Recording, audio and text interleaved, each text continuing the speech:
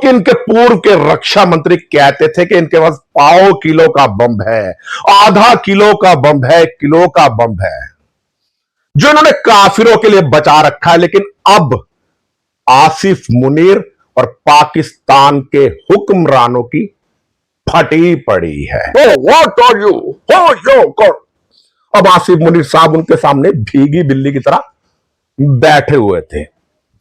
जैसे ही आसिफ मुनीर के सामने मुर्गे की टंगड़ी आई, इनकी जीभ लपलपाने लग गई। वाकई साथियों, राजनीति में कोई किसी का दोस्त और दुश्मन नहीं होता। राजनीति केवल स्वार्थों पे टिकी होती है, चाहे वो मुल्क के अंदर की राजनीति हो, देश की अंदरूनी राजनीति हो या अंतरराष्ट्रीय राजनीति हो। हमारा पड़ोसी मुल्क या यूं कह लीजिए दुश्मन मुल्क ना पाकिस्तान, तो इसका एक जीता जागता उदाहरण है। वही पाकिस्तान जिनके जनरल आसिम मुनीर कहते थे कि वो ईमान के बहुत पक्के हैं, लेकिन यही जनरल मुनीर अमेरिका में जाकर अपना ईमान बेच आए और एक डिनर खाने के लिए 24 करोड़ पाकिस्तान के निवासियों की इज्जत को मटिया मेट कर दिया। और किस तरह से बिक गया ये आसिफ मुनीर, जो कहता था अगर इजराइल ने ईरान के ऊपर अटैक करा तो मैं इजराइल के ऊपर परमाणु बम फोड़ दूंगा। क्योंकि इनके पूर्व के रक्षा मंत्री कहते थे कि इनके पास पाव किलो का बम है, आधा किलो का बम है, किलो का बम है, जो इन्होंने काफिरों के लिए बचा रखा है। लेकिन अब आसिफ मुनीर और पाकिस्तान के हुक्मरानों की फटी पड़ी है। आप लोगों को मालूम होगा, जब पहलगांव के जो पर्यटक घूमने गए थे, हिंदू पर्यटक, उनके ऊपर जब पाकिस्तान के आतंकवादियों ने हमला किया, तो उसके बदले में हमारे देश की सरकार और हमारे माननीय प्रधानमंत्री नरेंद्र मोदी जी ने एक ऑपरेशन लॉन्च किया था जिसका नाम था ऑपरेशन सिंदूर। और इस ऑपरेशन सिंदूर में पाकिस्तान को ऐसी मुंह की खानी पड़ी, उनके 6 एयरबेस तबाह कर दिए गए, उनके घर में उनको घुसकर मारा। लेकिन ये पाकिस्तानी जनरल अपने गाल थपथपा रहा था और कह रहा था कि हमने इस युद्ध को जीत लिया।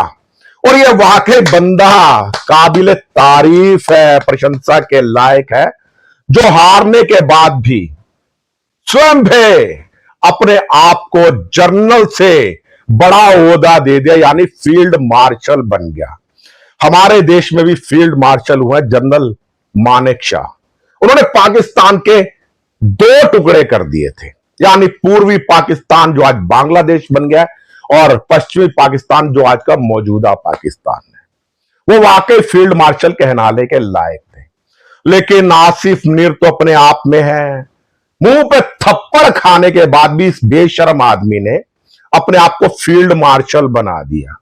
क्योंकि वहां पर आर्मी की चलती है, वहां पर जो राजनीतिक दल है सत्ता में बैठे हुए हैं, उनकी कोई कुव्वत नहीं है कि आर्मी के सामने कुछ बोल सके।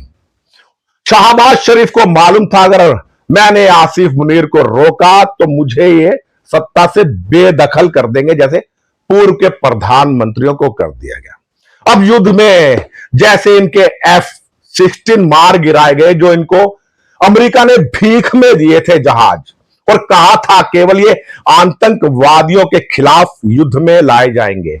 लेकिन आसिफ मुनीर ने उन विमानों को भारत के खिलाफ युद्ध में भेज दिया ऑपरेशन सिंदूर में। और जब भारत ने वो विमान मार गिराए तो तलब कर लिया अमेरिकी राष्ट्रपति ट्रंप ने।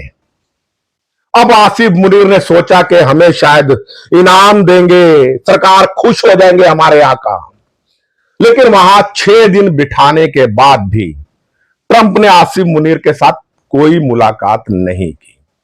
और जब अमेरिका ने मन बना लिया कि अब मैं ईरान के ऊपर हमला करूंगा, तो हो सकता है पाकिस्तान ईरान के समर्थन में खड़ा हो जाए। तो ट्रंप ने देर रात इसको डिनर पर बुलाया और डिनर में क्या वार्तालाप हुई मैं आपको बताता हूं। जिस तरह ट्रंप साहब यूं मुंह बनाकर बैठ जाते हैं, ओ व्हाट आर यू, हो यो कर।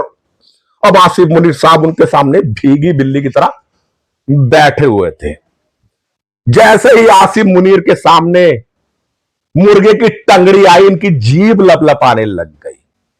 इन्होंने मुर्गे की टंगड़ी उठाई और अपने मुंह में डाल ली। इतने में ट्रंप ने टोक दिया, ओ आसिफ मुनीर, मैं तेरे को समझा रहा हूं, अगर तू इजराइल और ईरान के पंगे में आया तो तेरे को मुर्गा बना दूंगा, ये टंगड़ी नीचे रख। अब आसिफ मुनीर साहब घबरा गए, उनके हाथ से टंगड़ी छूट गई। साहब जनाब मेरे आका, क्या बात हो गई है? और ट्रंप ने धमकाते हुए इनको कहा, सुन बे, अगर तूने टांग अड़ाई और ईरान को हथियार भेजे या उसके समर्थन में खड़ा हुआ तो अगला नंबर पाकिस्तान का है। मुनीर गिड़गिड़ाने लगा, साहब मैं अपनी 24 करोड़ जनता को जाके क्या जवाब दूंगा?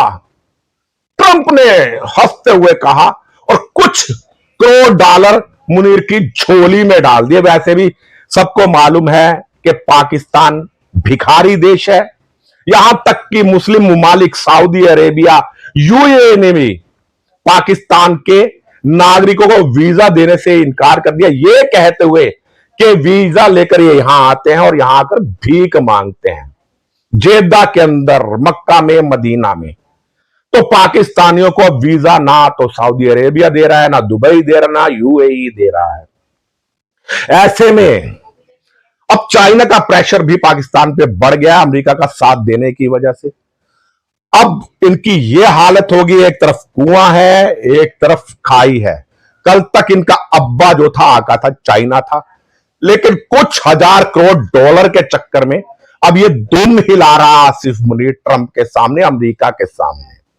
कहने को ये पाकिस्तान कहता कि हम मुस्लिम देशों के रहनुमा है क्योंकि हम एक परमाणु शक्ति हैं, लेकिन आज इनके परमाणु बम फुस हो गए हैं। आज इजराइल और अमेरिका ईरान के परमाणु संयंत्रों पर अटैक कर रहे हैं। कल रात को B-2 बॉम्बर ने 3 परमाणु संयंत्रों पर बमबारी करी, उन्हें नेस्तनाबूद कर दिया।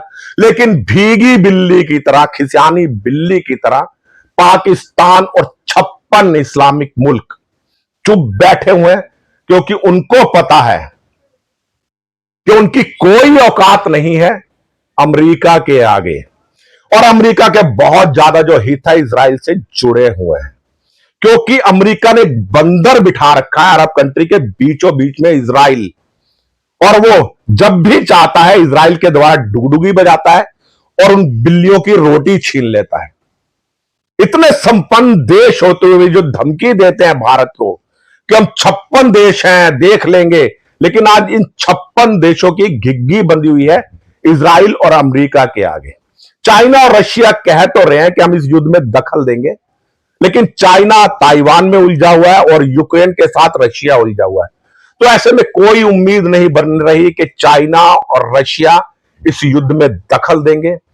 जल्द ही ईरान का हाल भी इराक जैसा होने वाला है और आयतुल्ला खुमैनी का हाल भी सद्दाम हुसैन जैसा होने वाला है।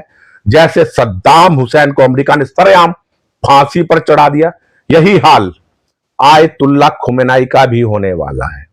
और अमेरिका चाहता है वहां पर भी उनका कोई प्यादा मोहरा सत्ता में बैठे और इजराइल जैसे पहले अमेरिका के, ईरान पहले जैसे अमेरिका के साथ था।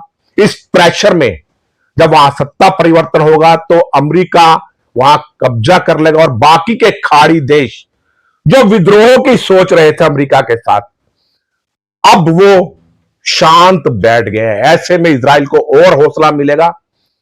और यही डर आसिफ मुनीर को भी सता रहा था, अगर मैंने साथ नहीं दिया अमेरिका और इजराइल का तो अगला नंबर इजराइल पाकिस्तान का लगाएगा। और यह बात बहुत पहले से इजराइल कह चुका है, अगर भारत मेरा साथ दे दे, अपने सैन्य अड्डे मुझे इस्तेमाल करने के लिए दे दे तो मैं 2 दिन में पाकिस्तान की जो परमाणु शक्ति है उसको छिन्न भिन्न कर दूंगा।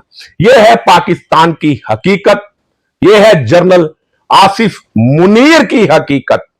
पाकिस्तान का कोई मान नहीं है, ये अपने आप को कहते हैं कि हम पाकिस्तान है, पाक देश, लेकिन इससे बड़ा नापाक देश पूरी दुनिया में कोई नहीं है। पूरी दुनिया में अगर आतंकवाद को खत्म करना है तो ट्रंप साहब इस नापाक मुल्क के हथियार छीनिए। पूरी दुनिया में आतंकवादी ये भेजता है, ओसामा बिन लादेन इसके यहां एबटाबाद में पकड़ा गया। आतंकवाद का अगर दुनिया में कोई जन्मदाता है तो ये नापाक देश पाकिस्तान और इसके जितने आर्मी के जनरल हुए ये लोग हैं। यही लोग आतंकवाद को बढ़ावा देते हैं। आज जब इजराइल पे पड़ी है तो आपको नजर आ रहा है, लेकिन इंडिया बहुत समय से ये सब भुगत रहा था। तो आप भी दोगली दृष्टि से देशों को मत देखिए, आप देखिए कि कौन है आतंकवाद का जन्मदाता।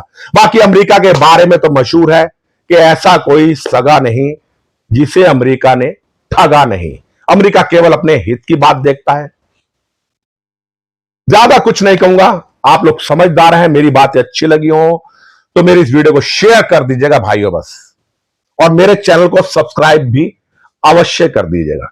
मैं राजेश भसीन, संवाद नेशन के साथ। जय हिंद, जय भारत,